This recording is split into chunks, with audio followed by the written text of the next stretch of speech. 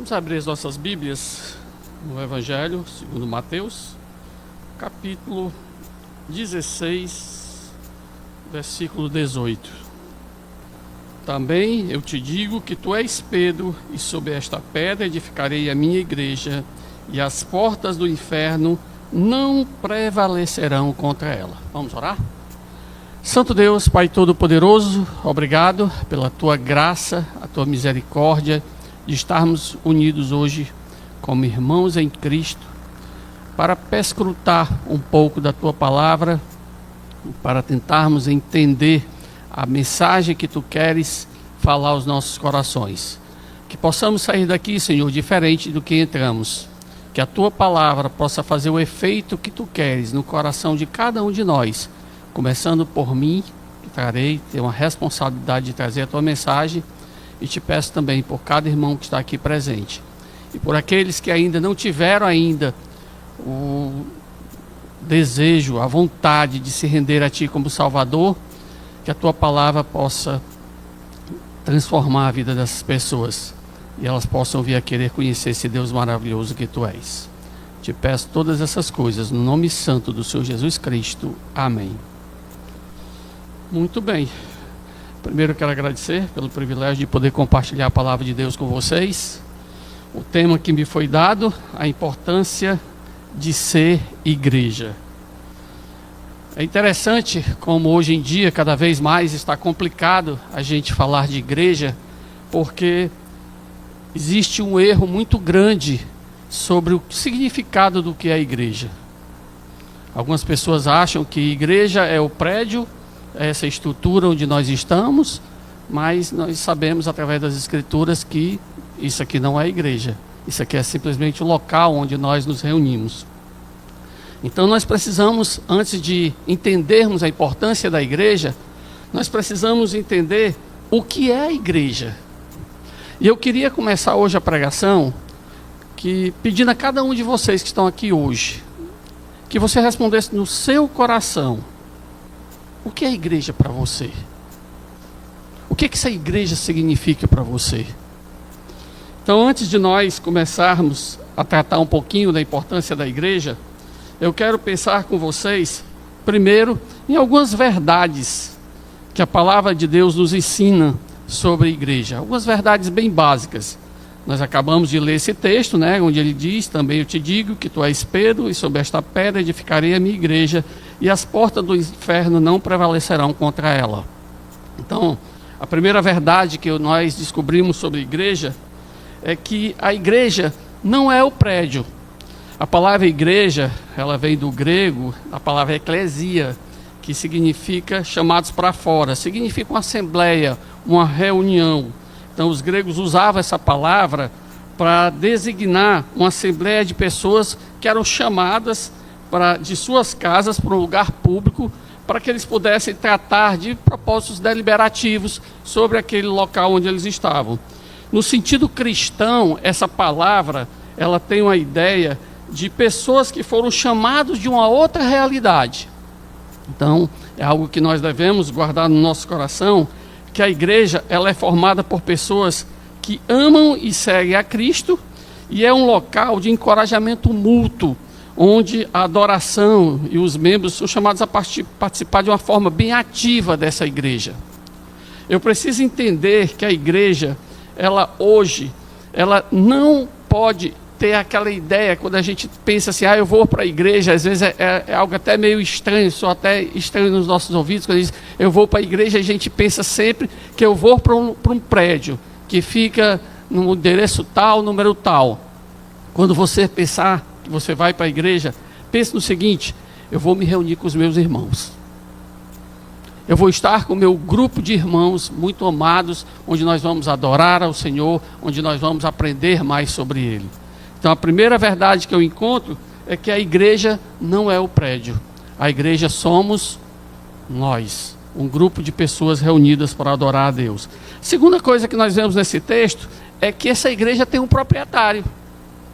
Diferente do que você vai encontrar nos registros lá dos órgãos públicos, onde a proprietária ali é a igreja tal, representada por tal pessoa.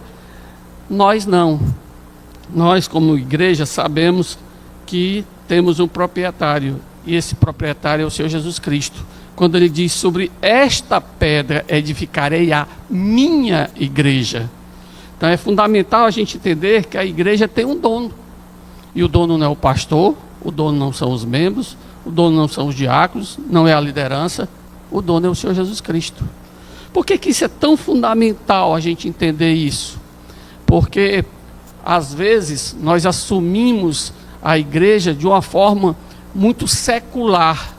E a gente procura tratar desse prédio, e agora eu quero fugir um pouquinho da ideia de local, mas procuramos tratar esse grupo de pessoas como se estivéssemos tratando de uma empresa.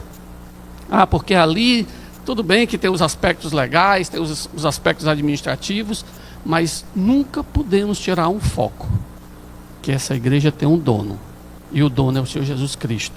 Ele comprou essa igreja, ele comprou com o sangue dele, ele morreu numa cruz para que ele pudesse resgatar cada uma das pessoas que fazem parte da igreja. Somos chamados a ser apenas fiéis mordomos, mordomos daquilo que pertence ao Senhor.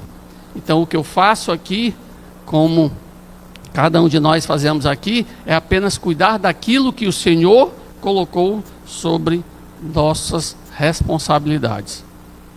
Então é algo importante nós entendermos que, como igreja, cada um de vocês tem uma responsabilidade, que deve prestar contas ao pastor? Não.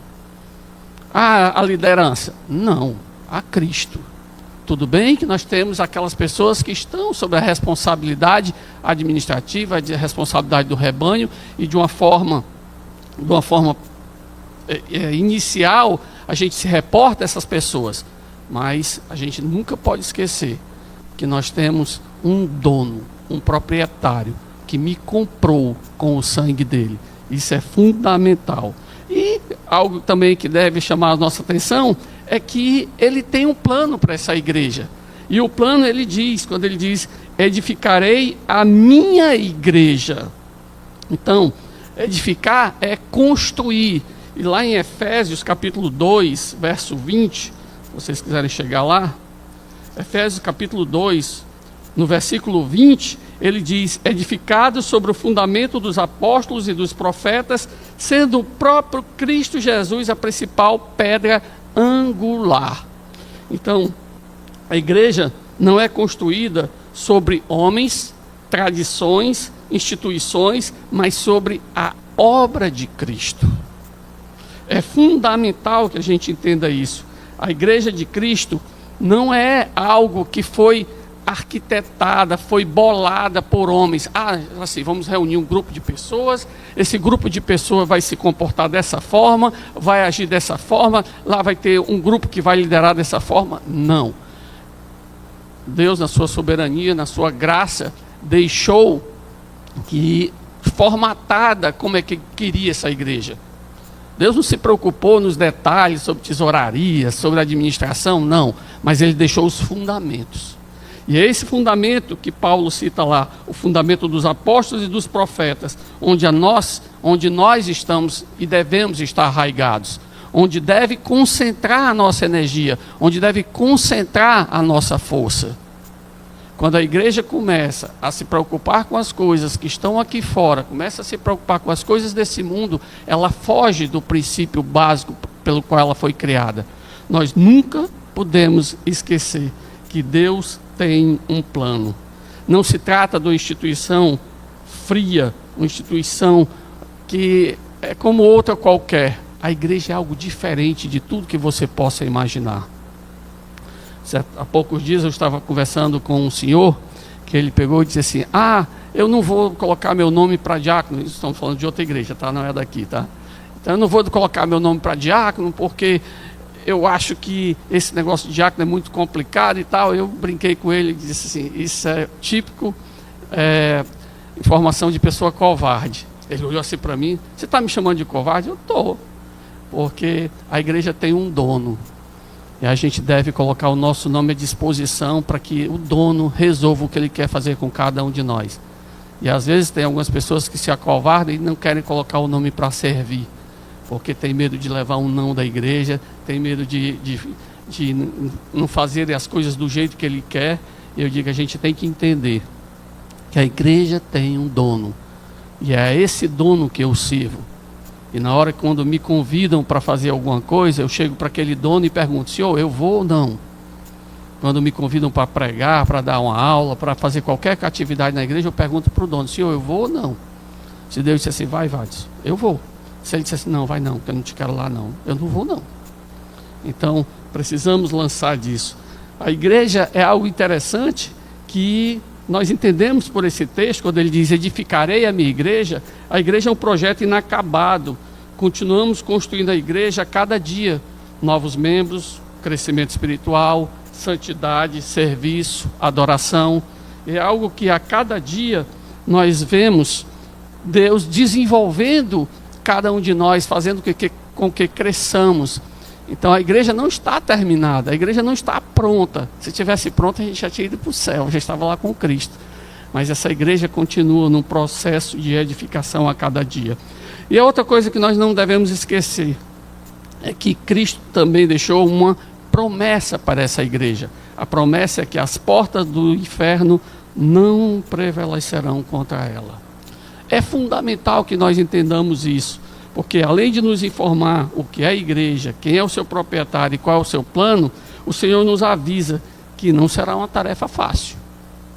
Ser igreja, no momento que nós vivemos hoje, é algo muito complicado. Interessante quando nós lemos o testemunho de irmãos do passado, não sei quantos de vocês já leram o livro dos mártires, né? Vi aqueles irmãos sendo esfolados, sofrendo de uma maneira intensa para não negarem a Cristo, né? A gente diz, esses irmãos eram sofridores e esses irmãos realmente eram crentes fiéis e tudo. E eu gosto muito de olhar para aquele sofrimento e tentar comparar com os dias de hoje.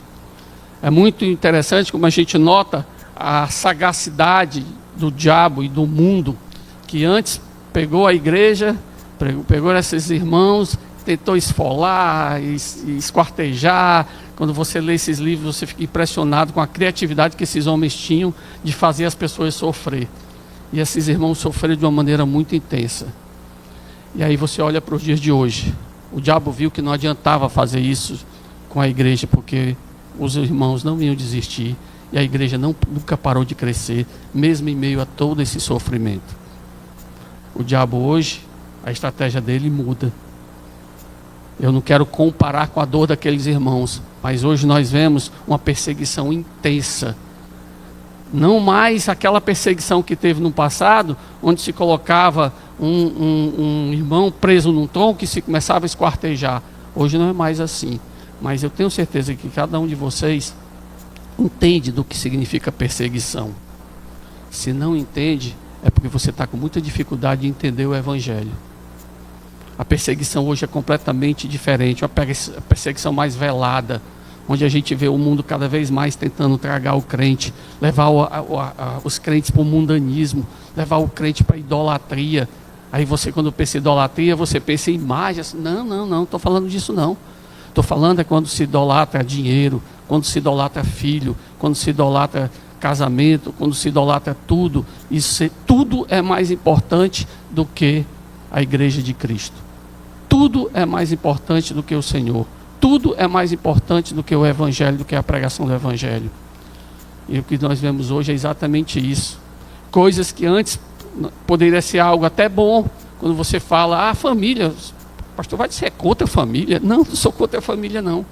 Mas é impressionante como nós vemos, eu trabalho há muito tempo com criança e tudo, e eu vejo hoje em dia uma certa idolatria para a família, que as pessoas deixam de ir para o culto da igreja, porque você sabe, né? Tem que ter o tempo em família. Irmãos, prioridade é a igreja. Tudo bem, Deus nos deu família, mas existe outro horário para a família. E hoje tudo é mais importante do que a igreja. Sabe o que é isso? É exatamente isso. O inferno tentando prevalecer contra a igreja. E nós temos visto que o diabo hoje não quer mais colocar nenhum de vocês, nenhum de nós no tronco, porque ele arranjou outra estratégia. Ele vem para dentro das nossas famílias, dos nossos lares, ele vem para dentro das nossas casas, e ele está conseguindo ganhar mais do que quando ele ganhava colocando a gente no tronco. Quando ele colocava os crentes no tronco. Porque ele entra dentro das casas, e o que é que temos dentro da casa? Existe momento de adoração dentro dos lares? Existe culto em família? Existe devocional? Existe educação de filhos? Existe pregação do evangelho? Não. Existe o streaming. Existem os streams lá para assistir todo tipo de filme, tudo que não presta. Existe lazer, ninguém é de ferro, né, pastor? Existe tudo, menos o evangelho. Irmãos, o diabo encontrou outra forma e parece que é mais eficaz do que colocar os crentes no tronco e meter a chibata. Infelizmente, as portas do inferno não prevalecerão contra ela. Irmãos, o que Cristo está dizendo aqui, vocês não podem abrir mão dessa perseguição e dizer, pode vir, eu sou fraco mesmo, pois é, eu sou assim mesmo. Para com isso. Está na hora de a gente prevalecer contra as portas do inferno e não permitir que ele adentre as nossas casas. Então devemos nos lembrar que nós somos a igreja, mas a igreja tem um dono, é de Cristo. A igreja é um projeto que ainda não está concluído. Somente quando o último membro for convertido, esse projeto será concluído. Agora, o que eu devo fazer enquanto esse projeto não for concluído? É fundamental eu pensar nisso. Por quê? Porque precisamos firmar um compromisso com a igreja de Cristo. E é isso que eu queria que cada um de nós fizesse hoje à noite. Se você acredita que a igreja de Cristo é importante, eu queria que você fizesse um compromisso aqui hoje à noite. Um compromisso não comigo, mas com o Senhor Jesus Cristo. Esse compromisso envolve algumas coisas. Primeiro, um compromisso com a santidade. Lá em 1 Pedro, capítulo 2, se vocês quiserem chegar lá, eu acho que o texto está aí. É estranho ter que olhar para lá e olhar para cá. Não, posso olhar só para cá. Eu não me acostumo com essas coisas não, tá? Ainda sou da época do papel, tá? O pastor Bruno é mais desenrolado para essas coisas. Então vamos lá. O texto diz, deixa eu chegar lá. 1 Pedro, capítulo 2, versos 4 e 5.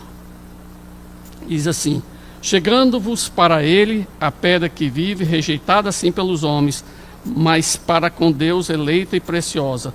Também vós mesmos, como pedras que vivem, sois edificados, casa espiritual, para ser de sacerdócio santo, a fim de oferecer sacrifícios espirituais agradáveis a Deus por intermédio de Jesus Cristo.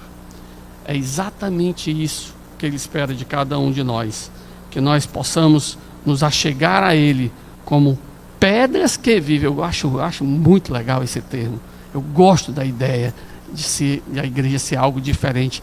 Não são essas pedras que compõem o prédio, mas essas pedras é que compõem a igreja, cada um de nós.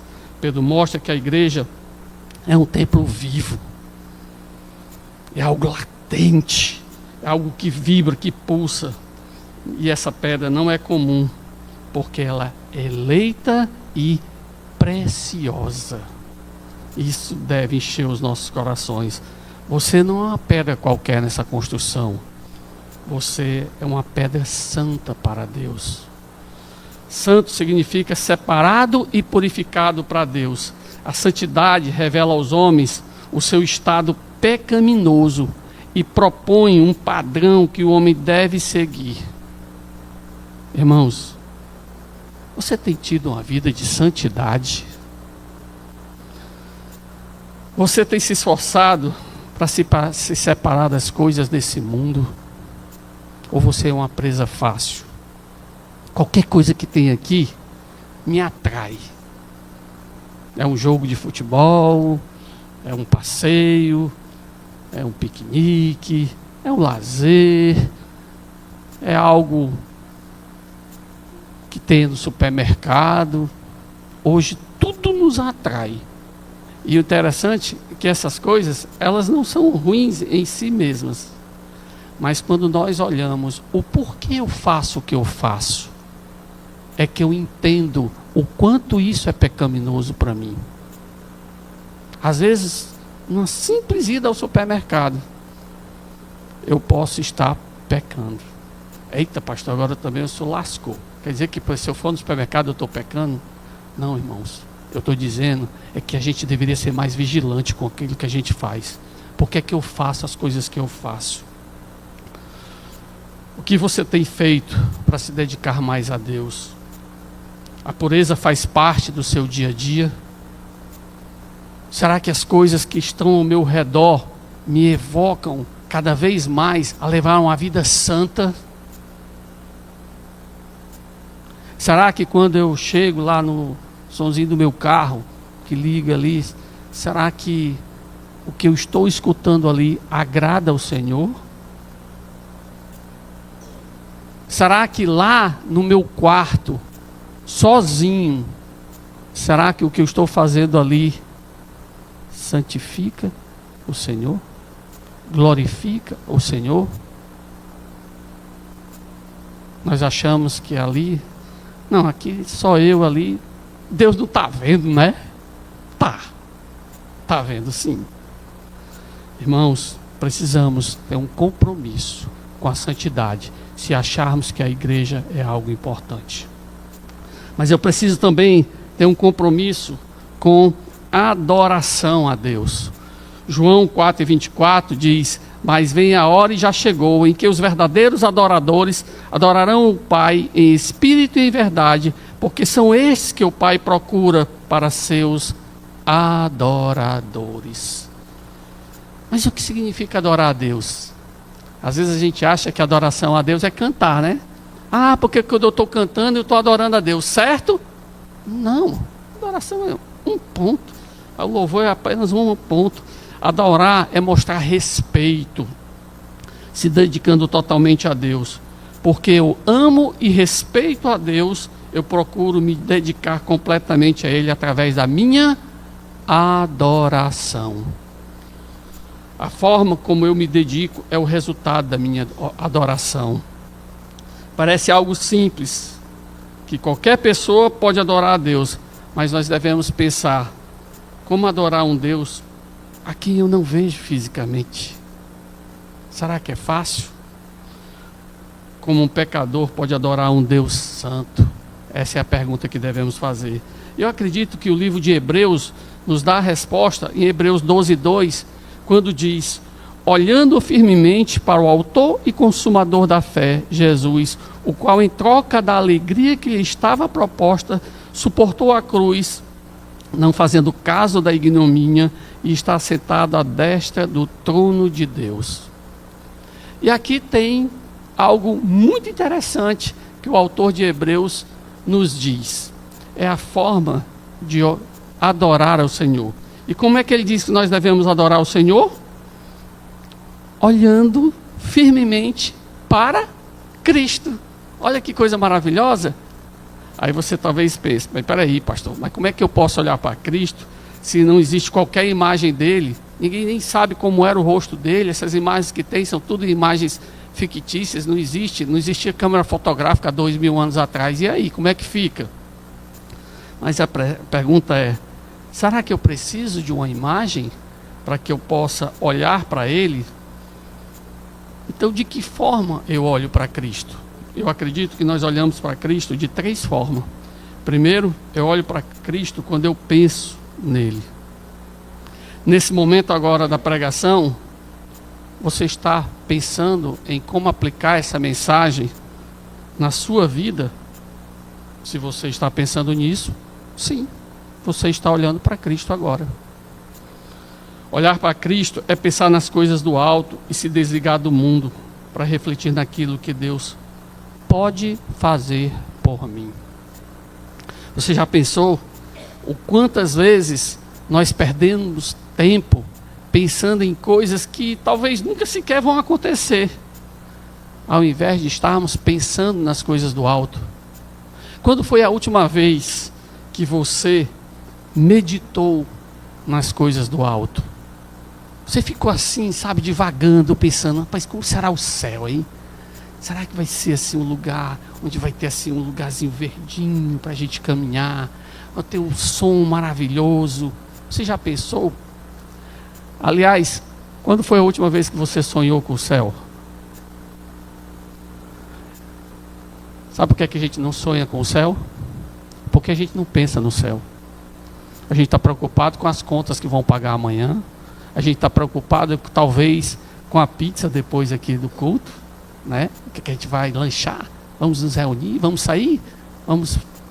A gente pensa em tudo, mas a gente tem pensado um pouco no céu. Como eu posso sonhar com aquilo que eu não penso, que eu não imagino, que eu não crio na minha mente?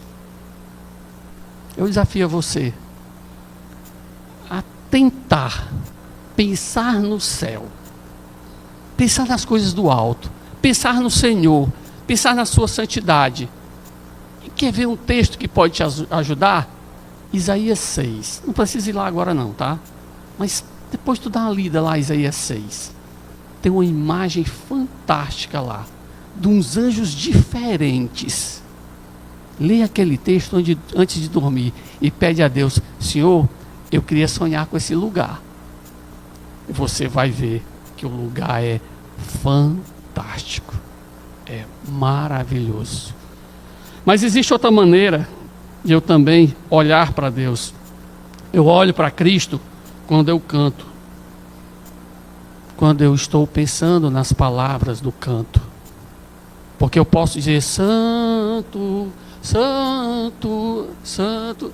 Bonitas paredes, parece uma tintinazinha melhor. Santo, ixi, aquele ali tá diferente, devia ser mais virado. Santo. Será que eu estou pensando em Deus quando eu estou cantando? Quando eu tenho essa postura? Quando eu estou preocupado com a roupa do irmão que está sentado na minha frente, com o cabelo da irmã que está um pouquinho espatifado? Irmãos, está na hora de a gente cantar pensando no Senhor. Esquece o que está ao teu redor, que o diabo é sagaz. Basta a irmã fazer assim no cabelo, aí já te desconcentrou. Você já não consegue mais pensar no canto que você estava ali, tão concentrado naquele canto. O diabo é sagaz. Mas, irmãos, eu olho para Cristo quando eu canto. Eu olho para Cristo quando eu oro. É uma maneira de olhar para Cristo. Mas para isso, eu preciso me concentrar na oração. E às vezes, quando nós estamos no momento de oração, às vezes no culto de oração, um grupo de irmãos orando, e tem alguns olhando para o espaço, olhando para as nuvens. Será que vai chover? Será que não? Oração, irmãos, em grupo. Quando um ora, o outro está orando e dizendo: Senhor, atende esse irmão. Senhor, estamos juntos nessa batalha. Senhor, oração é uma guerra. Senhor, eu quero fazer parte dessa guerra. Será que a gente está olhando mesmo para Cristo? Nós precisamos olhar para Cristo. E a pergunta é: você tem olhado para o Senhor Jesus Cristo? Que tal assumir um compromisso de verdadeiro adorador? Pensando, cantando e orando para Cristo. Essa é a forma de nós sermos verdadeiros adoradores. Mas tem ainda um compromisso muito importante, é o compromisso com o testemunho. Lá em 2 Coríntios, capítulo 3, 2 Coríntios, capítulo 3, versos 2 e 3.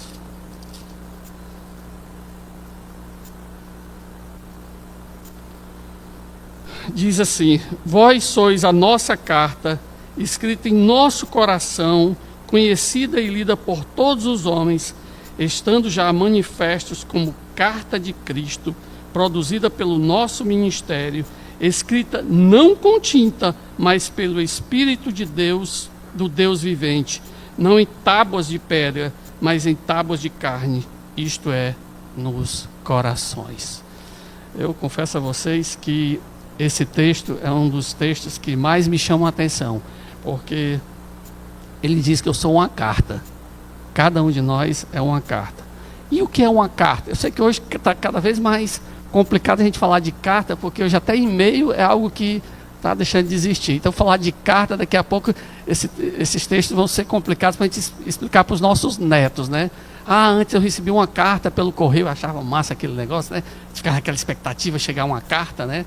Então, hoje em dia está difícil. Mas, pessoal, para aqueles ainda que não sabem o que é uma carta, existe ainda aquela possibilidade de você receber uma carta. Então, nós precisamos entender que a carta é uma mensagem que foi enviada para alguém, para você. Então, alguém enviou alguma coisa para você. E você entende a sua responsabilidade, a sua importância como uma carta. Quando eu penso em carta, eu penso em duas coisas. Primeiro, eu penso na mensagem dela. Essa mensagem precisa ser fiel. A mensagem da carta precisa ser fiel. Uma mensagem falsa, mentirosa, não tem valor nenhum para quem recebe. Vou receber uma carta que diz lá uma mensagem sem pé nem cabeça, sem o menor sentido. Então eu preciso entender que o meu testemunho, ele tem que ser fiel à palavra de Deus. Por isso é que nós somos uma carta. Porque nós enviamos uma mensagem para as pessoas. E essa mensagem tem que ser fiel. As pessoas têm que olhar em cada um de nós e acreditar que aqui tem uma mensagem de Cristo para ela, através do nosso testemunho. Você já pensou em ser uma mensagem de Deus para outras pessoas? Como é que as pessoas te leem? Quando as pessoas veem o teu testemunho, quando veem o que você faz é fiel à palavra de Deus? E outra coisa que eu tenho que pensar é que o portador deve ser confiável. Significa que ele vai realmente entregar a mensagem que recebeu. Eu recebi uma mensagem vinda do céu. E agora eu preciso entregar essa mensagem. Eu não posso simplesmente pegar, recebi uma mensagem bonita, linda, guardar para mim. Dou para ninguém. Não é isso que Deus quer. Ele quer que essa mensagem seja levada a outras pessoas. Cada um de vocês já recebeu uma mensagem de Deus. Pelo menos aqueles que já aceitaram Cristo como seu Salvador. Cada um de vocês tem uma mensagem no seu coração. Basta sentar com você e perguntar sobre o seu testemunho. Eu tenho certeza que você vai ter muita coisa para falar a respeito daquilo que Deus tem operado na sua vida. Essa é a mensagem que Deus tem para que você leve para outras pessoas. Nós acreditamos que testemunhar é chegar e pregar o evangelho e chegar e dizer para as pessoas: você vai para o inferno se você não aceitar Cristo. Para! Isso está dentro da mensagem que foi trazida para você. O seu testemunho é uma mensagem impactante na vida das pessoas? Você já pensou nisso? Você tem impactado, as pessoas olham para você e dizem: ei, eu quero ser igual a esse senhor aí. Tem uma mensagem aí diferente dele. Ele é um cara diferente. Eu não sei o que é, mas que ele é diferente, eu quero ser igual a esse. Precisamos compreender que essa mensagem trazida pelo Senhor para cada um de nós precisa ser repassada, transmitida a outras pessoas. Então, você tem falado de Cristo para as outras pessoas? Lembre-se, você é uma mensagem poderosa. Poder para arrancar alguém do inferno. Poder para levar alguém para o céu. Lembre-se que testemunhar não é só falar, mas também é agir, pensar, ser um exemplo que os outros vejam Cristo na sua vida. E o quarto compromisso que nós temos é a comunhão é o compromisso com a comunhão. E Hebreus 10, 25 é algo que é um texto que eu acho que é bem conhecido de cada um de nós, que ele diz: não deixemos de congregar-nos como é costume de alguns. Então, comunhão pode ser definida como aquele amor pessoal que os crentes desfrutam com Deus e uns com os outros. Então, a comunhão acontece quando nós cooperamos uns com os outros. Então, para que todos possam crer na vida cristã, crescer na vida cristã. Comunhão é quando nós nos importamos uns com os outros. Nós vivemos num mundo tão estranho, cada um pensando em si, cada um preocupado com o seu quadradinho. E nós não pensamos mais nas outras pessoas. E estamos perdendo momentos de comunhão. Comunhão é quando aprendemos a compartilhar as coisas que temos, uns em favor dos outros. Quando o irmão chega e diz: rapaz, a situação está preta. Está mesmo. Lá em casa está meio apertado e tudo. Vou orar por você. Aí acha que fez tudo. Tá. Nada contra a oração. Pelo contrário, irmãos, eu gosto de orar. Eu acho que a oração é importante. Sim. E o mais? Por que será que Deus tocou no coração daquela pessoa para ela vir falar comigo sobre a necessidade dela? Será que Deus queria que eu fizesse alguma coisa? Não sei. Mas eu sei de uma coisa. Para me ter comunhão com a pessoa, eu preciso entender e compartilhar com ela o sofrimento dela. É quando nós lutamos juntos pela manutenção da união e do amor cristão. E essa frase pode gerar meio crentez, mas talvez seja uma das frases mais difíceis de a gente entender. Lutar juntos pela manutenção da união do amor cristão. Como é que pode juntar pessoas tão diferentes, com cabeças tão diferentes, e dar certo? Só a igreja mesmo. Não tem outra maneira não, irmãos. Porque eu fico às vezes pensando, eu gosto muito de fazer uma comparação com casamento, né? E eu chego lá em casa, quando eu olho eu e minha mulher, duas cabeças completamente diferentes, criação completa. Como é que esse... Ele dizia: troça, isso eu vou apoiar da minha mulher. Mas como é que esse negócio dá certo? Só dá certo porque tem Cristo dentro do nosso lar. Mas para isso é uma luta. Cada um de vocês que é casado sabe a luta que é constantemente dentro do seu lar para que seja mantida a união. Agora, se você está falando isso dentro do seu lar, como é na igreja? É a mesma coisa. Mas o problema, sabe o que é? É que se eu pegar e ficar com raiva do irmão, eu não venho para o culto de oração. O próximo culto eu não venho. Estou com raiva. Essa é a atitude correta? Ou o correto seria: vamos lutar juntos pela comunhão? É dessa forma que eu realmente amo a igreja. E é interessante que existe um grupo de mandamentos chamados mandamentos recíprocos. E parece que a gente tem dificuldade em entender e até mesmo ver o quanto esses mandamentos são importantes dentro da igreja. São muitos os mandamentos recíprocos, mas eu quero passar aqui rapidamente alguns com vocês. Olha que coisa interessante.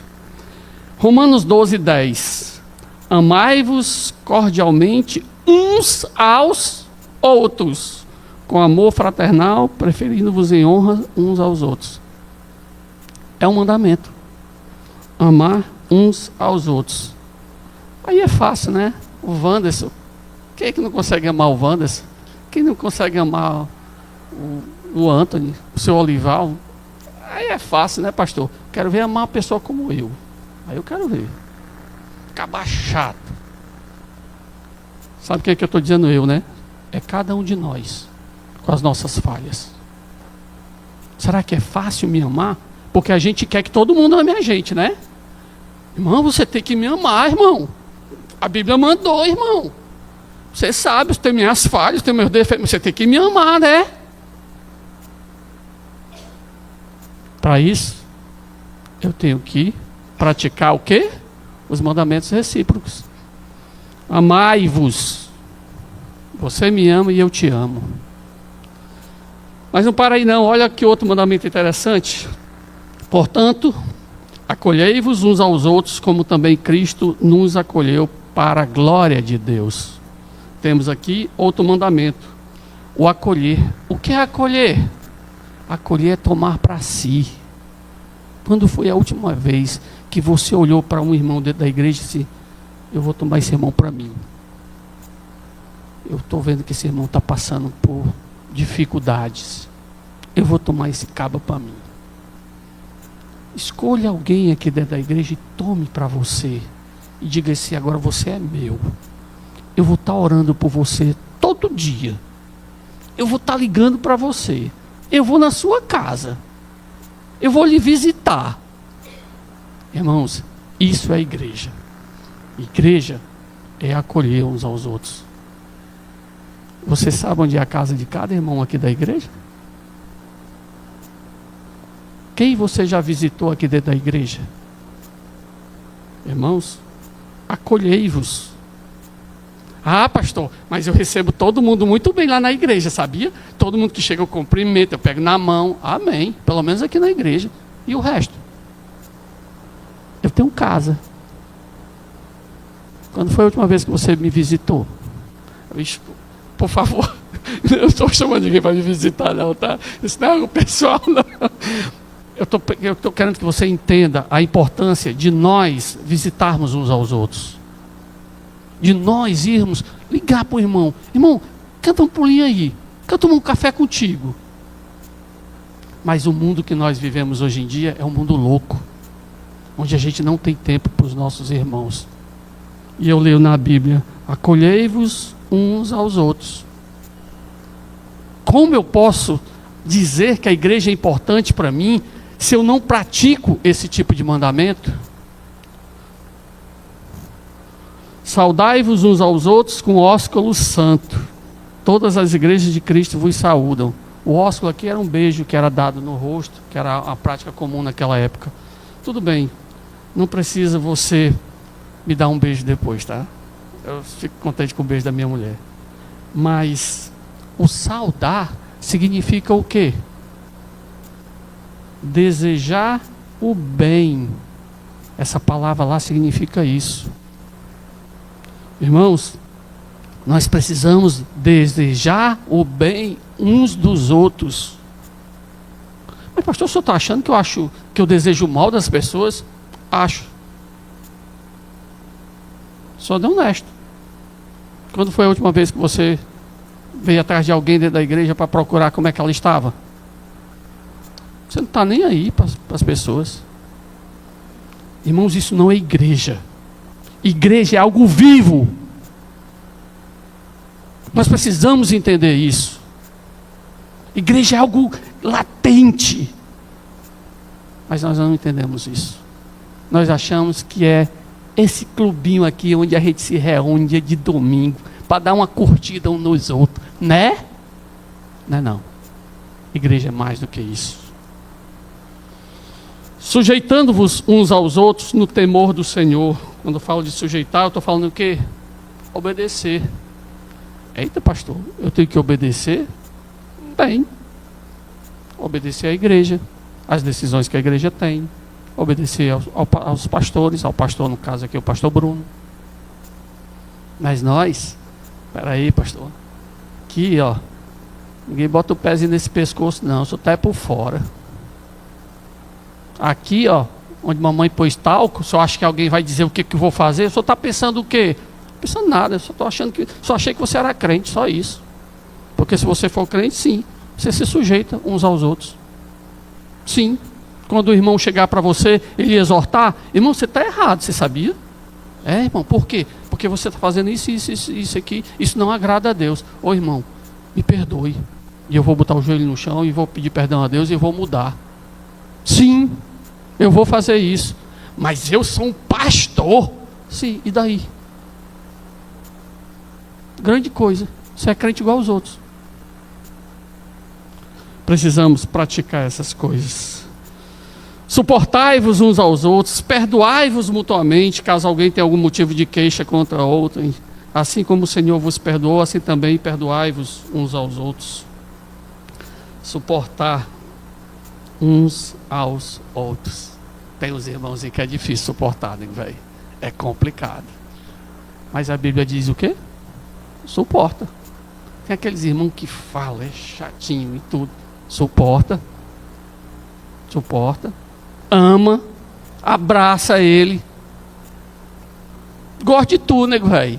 Mesmo tô falando besteira. Gosto. Tô pertinho de ti. Ixi, lá vem o fulano. Ixi, peraí, tem outra porta aqui? Dá para sair por aqui? Você...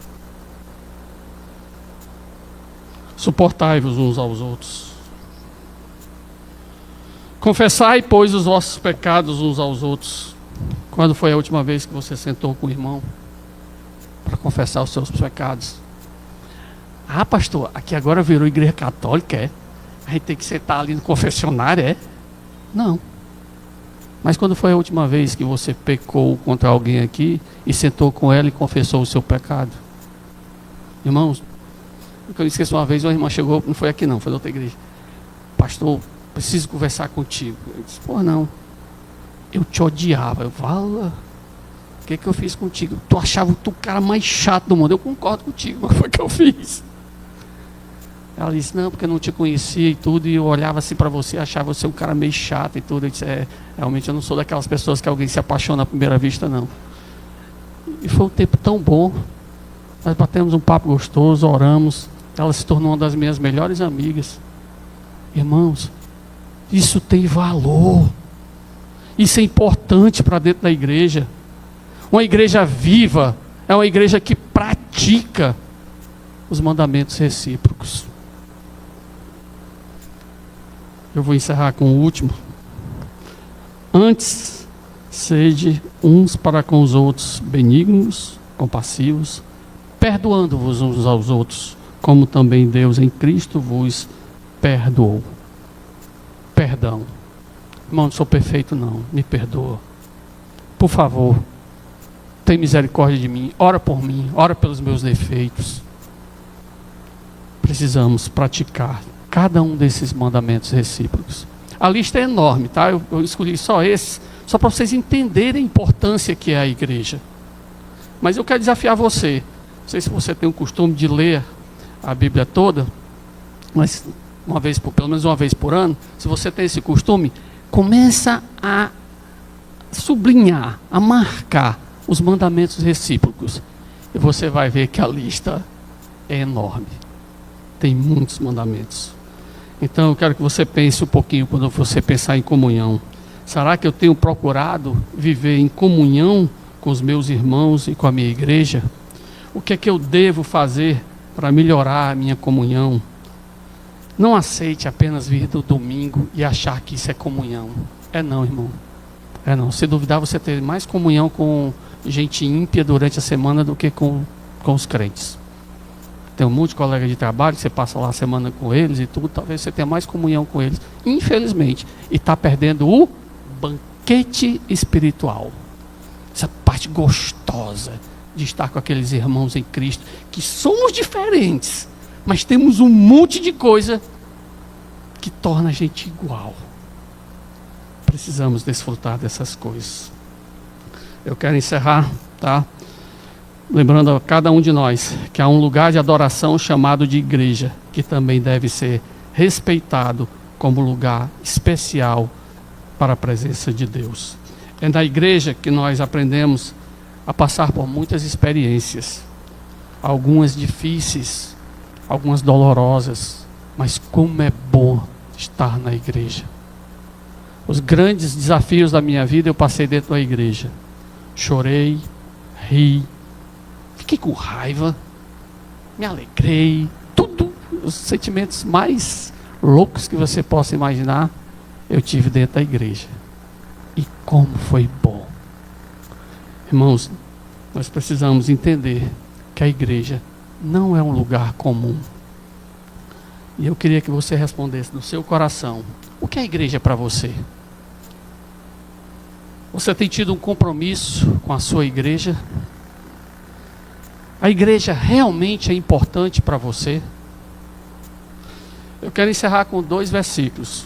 O primeiro, Salmo 27, verso 4, onde tinha que ser Davi, né? Diz: uma coisa peço ao Senhor e a buscarei, que eu possa morar na casa do Senhor todos os dias da minha vida, para contemplar a beleza do Senhor e meditar no seu templo. Pessoal, aqui tem um desafio enorme. Que nós possamos estar na igreja do Senhor, para que possamos contemplar a beleza do Senhor. De que forma eu contemplo a beleza do Senhor? Quando eu vejo pessoas diferentes, com problemas, com desafios, e eu posso ver a beleza do Senhor em tratar com cada uma dessas pessoas. É na igreja que nós encontramos esses desafios e essas maravilhas. E o último versículo foi o versículo que foi lido agora há pouco. Alegrei-me quando me disseram: vamos à casa do Senhor. Que cada um de nós possa sentir essa alegria, como eu acho que o seu Olival sente quando alguém diz: vamos para a igreja, seu Olival? Seu Olival, opa, vamos sim. Então eu quero encerrar com um tempo de oração. Eu queria que cada um de nós baixássemos as nossas cabeças agora e que pudéssemos desafiar os nossos corações.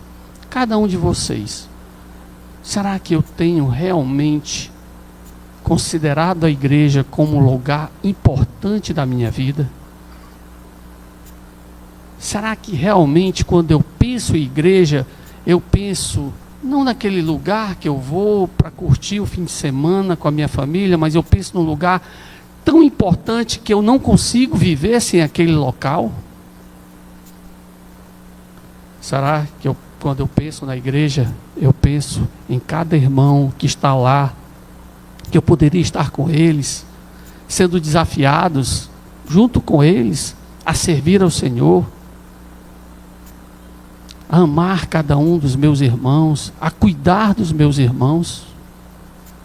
Santo Deus, Pai Todo-Poderoso, muito obrigado, ó Pai, porque o Senhor nos deu uma igreja, um lugar onde podemos te adorar, um lugar onde podemos desafiar as coisas mais enormes que existem na nossa vida, onde podemos ali praticar o amor cristão de uma forma tão intensa, onde temos companheiros de lutas, pessoas que estão ali, ó Pai, juntamente comigo, para lutar contra esse mundo tão cruel. Ó Senhor, ajuda-nos a entender o que significa a igreja, ajuda-nos a dar uma importância que nós, infelizmente, não temos dado. Perdoa-nos, Senhor, por essa falha. Fortalece-nos espiritualmente para estarmos na Tua igreja. É o que eu te peço, no nome do Senhor Jesus Cristo. Amém.